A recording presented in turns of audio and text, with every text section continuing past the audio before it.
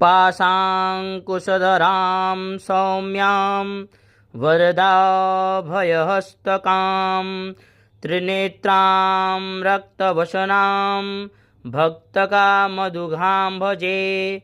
नमामि त्वां महादेवीं महाभयविनाशिनीं महादुर्गप्रशमनीं महाकारुण्यरूपिणीं। यस्याः स्वरूपं ब्रह्मादयो न जानन्ति तस्मादुच्यते अज्ञेया। यस्या अन्तो न लभ्यते तस्मादुच्यते अनन्ता। यस्या लक्ष्यं नोपलक्ष्यते तस्मादुच्यते अलक्ष्या। यस्या जननं नोपलभ्यते तस्मादुच्यते अजा।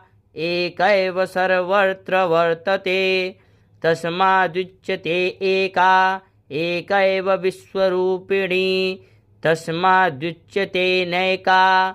अदा एवोच्यते अज्ञेयानन्ता लक्ष्या जैका नैकेति।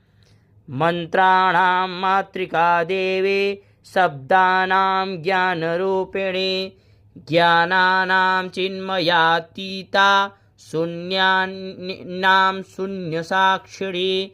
यस्याः परतरं नास्ति सैषा दुर्गा प्रकीर्तिता।